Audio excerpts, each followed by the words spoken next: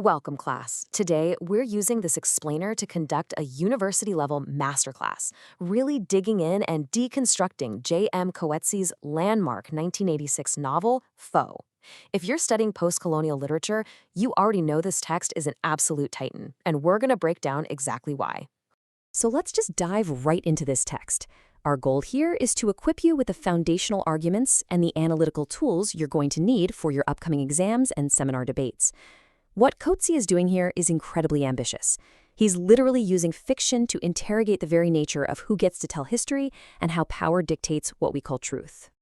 We have a ton of ground to cover in today's syllabus. We're going to look at 1. The apartheid island allegory, 2. Rewriting the English canon, 3. Gender and authorial control, 4. Friday's silence as resistance, 5. Metafiction and narrative structure, and finally, 6. Post-colonial theory exam revision. So, let's get right into it. Section 1. The apartheid island allegory. Okay, so context is absolutely everything when you approach this novel. To truly grasp what's going on, you have to understand it was published in 1986. That is right at the peak of national uprisings against the apartheid regime in South Africa. This was a really volatile period, completely defined by state-sponsored repression and violence. Under apartheid, systemic segregation and the active suppression of marginalized voices, they weren't just accidental, they were literal state policy. Even linguistic barriers, like the forced use of Afrikaans in schools, were utilized as literal tools of state control to maintain a white minority rule. Now, what's kind of wild is that early critics completely missed the mark here, because Coetzee didn't just write a straightforward social realist novel. A lot of people initially dismissed Foe as this distant, postmodern game. They thought it lacked direct engagement with the anti-apartheid struggle. But they completely failed to realize that Coetzee's vague island setting, it was actually a piercing, brilliant allegory. The island functions as a political microcosm for institutional segregation. By removing the immediate contemporary setting, Coetzee was actually able to brutally deconstruct the foundational logic of oppression and really look at that othering process that made apartheid possible in the first place. Moving on to Section 2, Rewriting the English Canon. All right, grab your pens because this is a crucial concept for your notes. And honestly, it's kind of the secret to acing your essays on this book. It's called palimpsestic dialogue.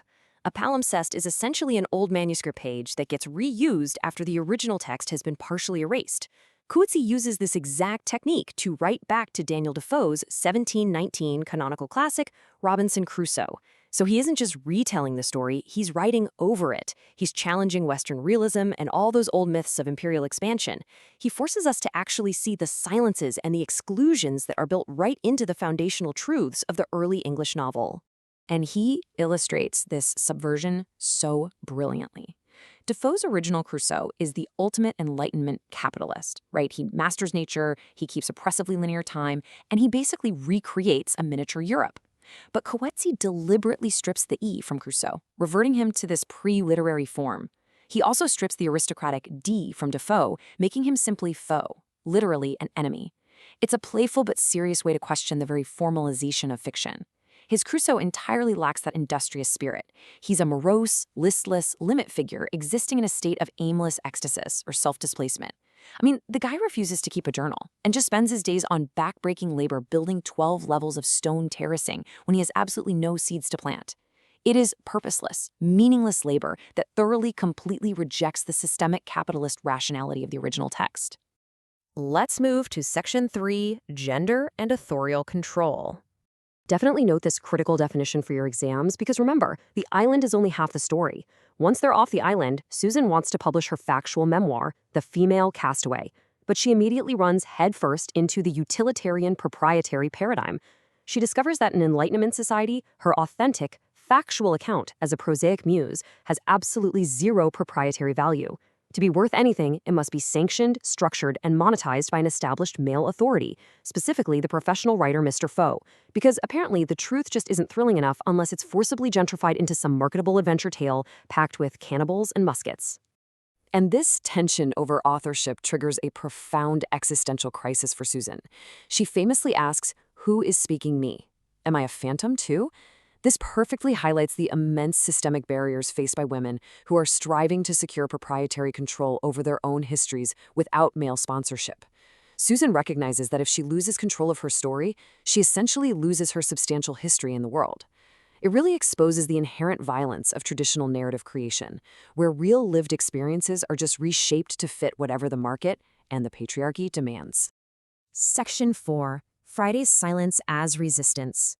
Now we turn to Friday, who is undoubtedly the novel's most enigmatic character, and we see this profound link between language and political power. In Coetzee's version, Friday has been rendered entirely mute. His tongue has literally been cut out. This mutilation is, of course, a horrific physical trauma, but it's also a potent metaphor for the erasure of colonized African voices. However, and this is key, Friday's subsequent silence isn't just a void. It actually serves as a highly strategic tool for colonial resistance.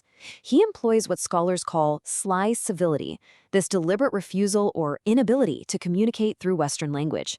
Instead, he engages in nonverbal spiritual rituals. He scatters petals on the water, he blows a slow stream of aquatic messages. And by doing this, he keeps his sovereign identity completely intact, totally safe from the artificial identities the colonizers are desperately trying to impose on him. Susan gets incredibly frustrated by this. She views Friday as an other that just needs to be decoded. But what we really need to understand here is that even Susan's well-intentioned attempts to teach Friday English represent a reinscription of colonial authority. She's trying to force him into a metropolitan discourse where he will always be at a disadvantage. In this novel, language acts as a wall just as effectively as physical chains. Friday's silence illuminates this absolute abyss of linguistic and cultural incomprehension that defined colonial race relations. Section 5. Metafiction and Narrative Structure. Structurally, Coetzee is actively destroying the traditional novel format here. He intentionally fragments the narrative into 4 distinct modes. First, we get a fairly stable island realism.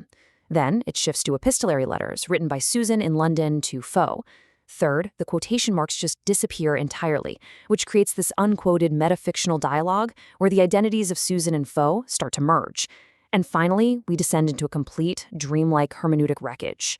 This kind of structural subversion isn't just for show. It's designed to expose the unreliability of memory and the violence inherent in trying to create a singular, authoritative colonial history. In that final, dreamlike section, which is narrated by an unnamed voice, by the way, the illusion of art is completely shattered. The narrator is exploring Foe's house and actually finds the bodies of our protagonists, who have now become mere textual ciphers. And then the narrator listens to the sounds of the island issuing directly from Friday's mouth. It's such a powerful indictment. It proves that the true histories of the subaltern, the unwritten archive, cannot simply be decoded or somehow magically recovered by Western systems of representation. Sometimes, truths just remain forever intact within their own silence. And finally, Section 6, Postcolonial Theory Exam Revision. Okay, class, let's consolidate all of this into some rapid-fire takeaways for your upcoming essay preparations. If you're writing on Foe, these right here are your goldmine topics. You'll definitely want to look at postcolonial feminism and intersectionality.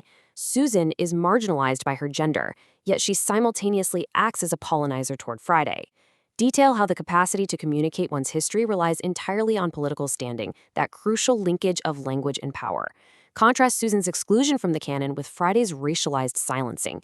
And always remember to hammer home how the novel exposes the violence of colonial storytelling, constantly prioritizing marketable fiction over the actual reality of the marginalized. I'm going to leave you with this provocative thought to debate in your upcoming seminars. Think about this. How effectively does Coetzee use palimpsestic dialogue to completely subvert the tropes of the English literary canon? If our canonical histories are built on a foundation of erased voices and gentrified realities, whose truth actually survives in the archive? And ultimately, who decides? Discuss that in your groups. Thanks so much for joining me for this explainer on Foe, and happy studying.